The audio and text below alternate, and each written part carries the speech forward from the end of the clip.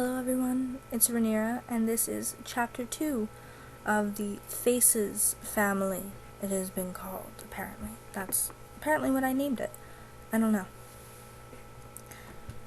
America's Discovery, 1607. And once again, this is going to be in character. I shifted slightly, groaning as the sunlight finally penetrated my eyelids. With a sigh, I rolled out of my hammock and onto the soft forest floor. I stood up and stretched, then waved up at the sky. "Good morning, Tony," I called to my little green friend. I knew he couldn't see or hear me, but that didn't matter.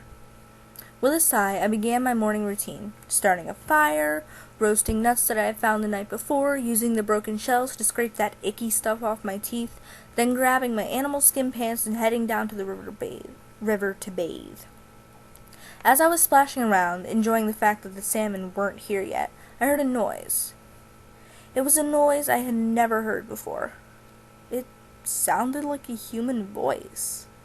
I whirled around, expecting to see some gigantic man wading through the stream coming to eat me up, but instead it was a rather small man with huge eyebrows that scared the living daylights out of me. However, Tony had taught me you should never fear the unknown, so I threw out my tiny chest and asked boldly, "Who goes there?" The man stared at me before answering, "Who are you?" I crossed my arms stubbornly. "I asked first." He frowned. "But I'm bigger, and I have a boat." I couldn't argue with that logic. Uncrossing my arms, I waded over to the shore and pulled on my clothes. When I was dressed, I turned back to the stranger and said proudly, "I'm America." He looked at me kind of weird, so I repeated a bit softer, "I'm America." He nodded slowly. "Well, America, it's nice to meet you. My name is England, but you can call me Arthur." He held out his hand, but I completely ignored it, choosing instead to grin and say, "Artie!" He shook his head. "No, America, my name is Arthur." My eyebrows drew together. "You just said your name was England, which means Arthur is a nickname. So why can't you have two nicknames?" He thought for a moment before smiling at me.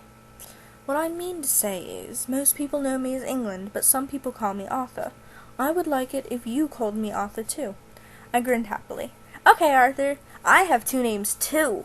One is America and the other is Alfred. If I get to call you Arthur, you should call me Alfred." He looked surprised, then immensely pleased. "All right, Alfred, would you like to come with me back to my house?" I nodded excitedly. "That would be awesome!" As I clambered into his boat gracelessly, I had to ask, "Why do you talk so funny?" Arthur smiled down at me as I settled into the small boat. "Where I come from, you would be the one who talks funny," he told me. I giggled, and soon we were on our way back to Arthur's house.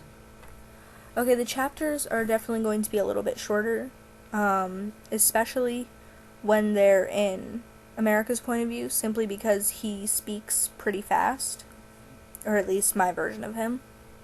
So yeah, like the video if you enjoyed this. Tell me in the comments below, how do you feel about this?